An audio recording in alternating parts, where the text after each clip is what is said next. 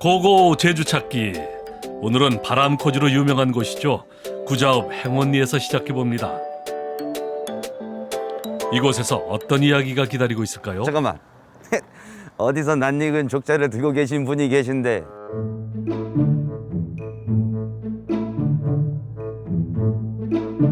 선생님 안녕하세요.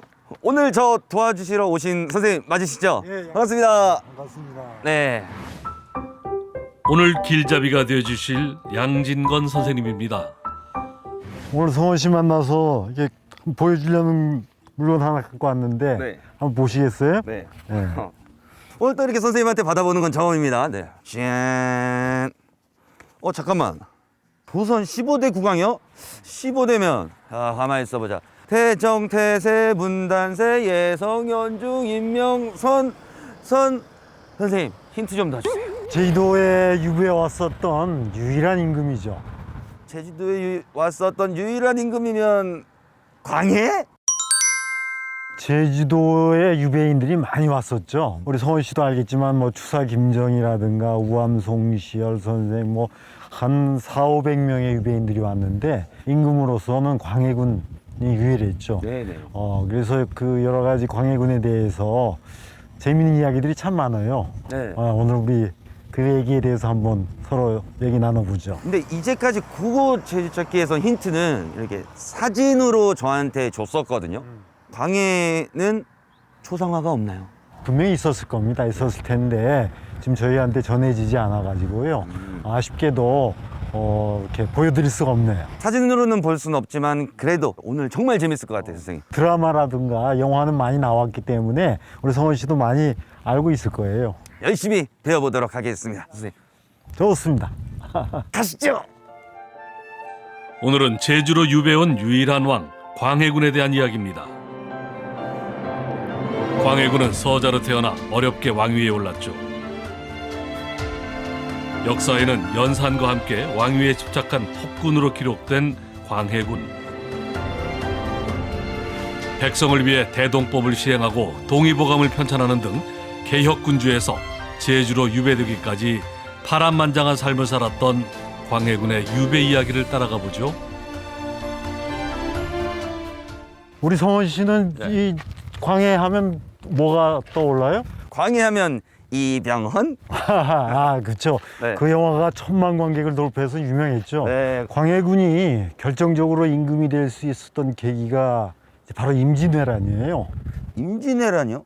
임진왜란이 왜요? 아주 이렇게 위기 상황이 되니까 선조가 사실은 맞서서 싸워줘야 되는데 선조는 의지로 도망을 갑니다. 불가피하게 되면 이제 명나라 중국으로 넘어가려고. 도망을 가셨군요. 그렇죠. 누군가는 남아서 지휘를 해야 될 거 아닙니까? 그래서 이제 권한을 이렇게 나누게 되는데 그걸 우리가 분조라고 해요.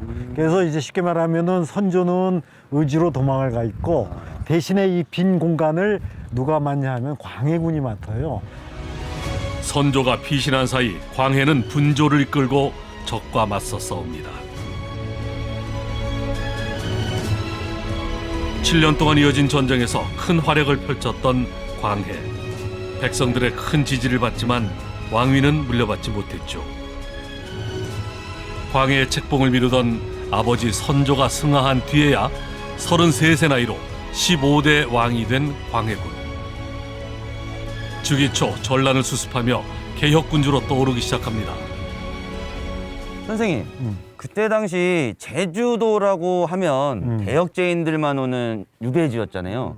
근데 임진왜란에 나라도 구하고 동의보감도 이렇게 편찬을 했는데 그런 임금이었는데 어떻게 제주도까지 이렇게 귀향을 오게 된 건가요? 그러게 말이에요. 이 왕권을 유지하려고 하다 보니까 불가피하게 동생도 죽이게 되고 또 형님도 죽이게 되고 아이고. 어머니도 폐위시키게 되고 이런 일을 하게 되면서 이 광해군을 공격하는 세력들에게 많은 빌미를 제공했어요. 결국은 이런 것들이 차곡차곡 쌓으면서 광해군을 공격하는 사람들에게 이 명분을 만들어준 거예요. 생채기가 쌓여서 골마 터진 상황인 거네요. 그렇죠. 그게 바로 인조반정이죠. 예. 광해군의 독주는 결국 조정의 분열을 불러옵니다. 조카였던 인조와 대신들은 도덕적 가치를 내세워 반정을 일으켰죠. 결국 광해군 일가는 강화도로 유배되는데 이곳에서 광해 아들의 탈주 계획이 발각되면서 아들 4배와 아내가 차례로 사망합니다. 홀로 13년 동안 강화도에서 유배 생활을 하다가 교동도로 옮겨진 광해는 다시 1년 만에 제주로 이배됩니다.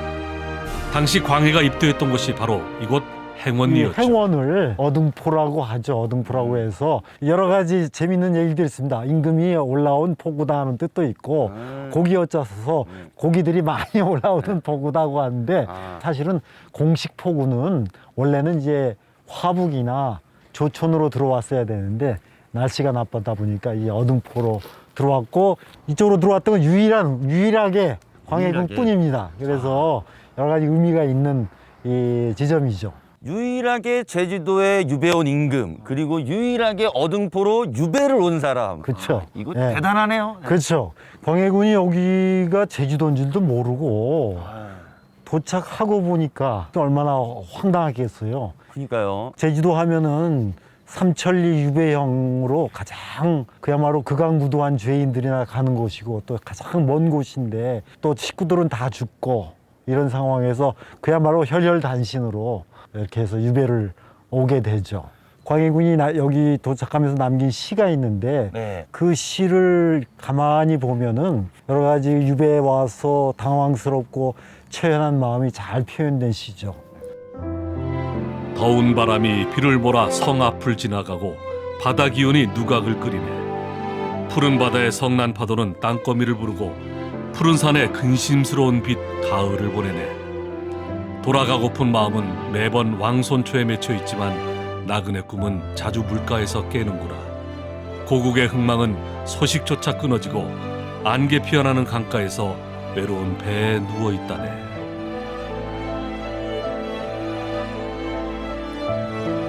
광해군이 들어왔던 포구에는 그 흔적을 전해주는 비석이 남아 있습니다.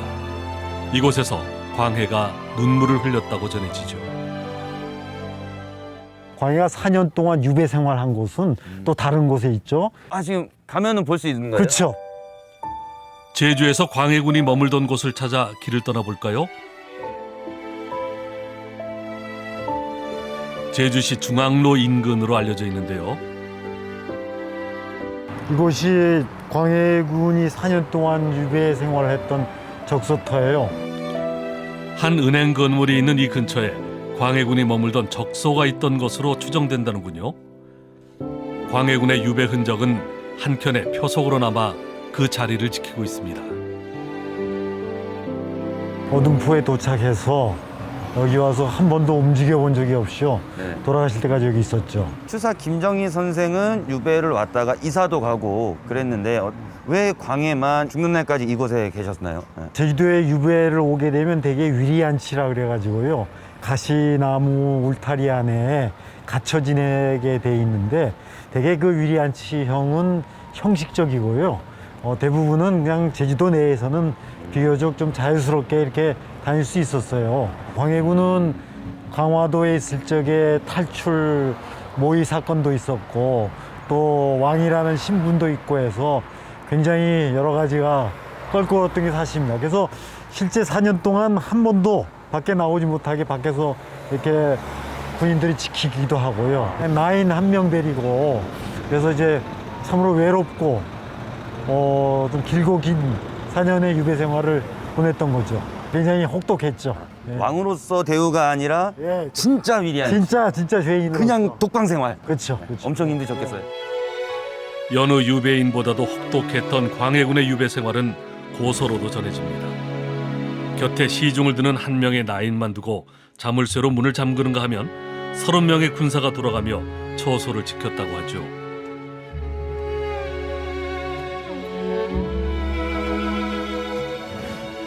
감옥과 같았던 유배 생활, 광해군의 유배 흔적이 없는 까닭도 이 때문입니다.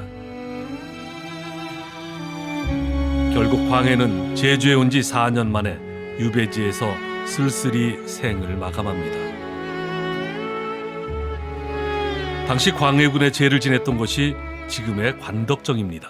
광해군이 돌아가셨을 때 분위기나 제주 도민들이 느꼈던 감정은 어땠을까요? 직접적으로 만나보지 못했어도 뭐 다 귀동냥했을 거 아닙니까? 네. 저기 저 한 시대를 풍미했던 임금이 저 유배 왔구나. 한편으로는 욕도 하지만 한편으로는 또 여러 가지 측은함도 있을 텐데 그러다가 이제 4년 있다가 죽었다니까 섭섭함과 여러 가지 시비가 교차하지 않았겠습니까? 네, 네. 그것 때문에 이제 광해우도 내렸다고 하고요. 광해우요? 음력 7월 1일 날 제주도에서 내리는 비가 광해군의 죽음을 섭섭해하고 또 동정하는 이 백성들의 눈물, 또 광해군의 눈물이기도 하겠죠.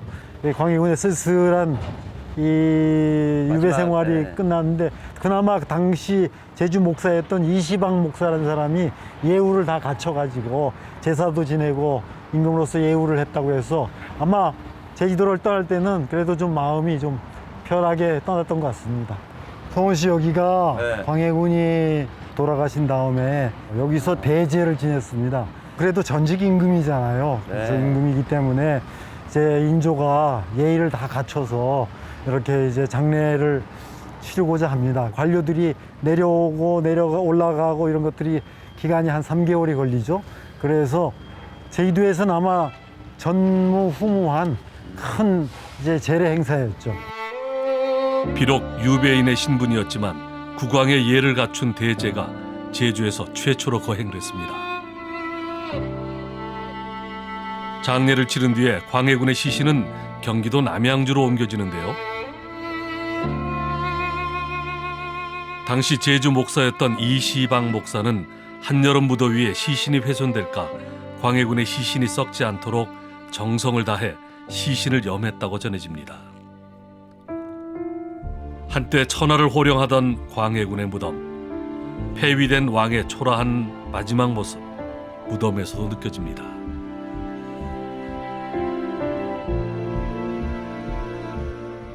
왜 남양주를 갔냐면 남양주에 어머니 묘가 있고 또 형님 묘가 있어요. 그래서 이제 남양주에 가서 묻혔는데 지금 나중에 이제 부부가 합장을 하게 되죠. 뭐랄까요, 참 드라마틱하기도 하고 그죠. 기구하기도 하고 파란만장하기도 하고. 사람만 한 일생이 그렇게 끝나는 거죠. 랜드마크다 생각해서 관덕정 했는데 진짜 대제를 지낼 만큼 제주도의 모든 역사 문화가 다 이곳 관덕정 광장에 다 담겨져 있는 것 같아요. 그렇죠. 광해군의 이야기도 이 바로 이 광장에 함께 있죠.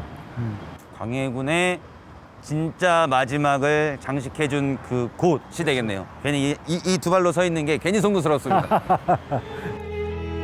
개혁군주와 폭군, 극단의 평가를 남기고 유배지에서 고독한 최후를 맞았던 비운의 왕. 광해군이 마지막으로 걸었던 이 길에서 그의 자취를 느껴봅니다.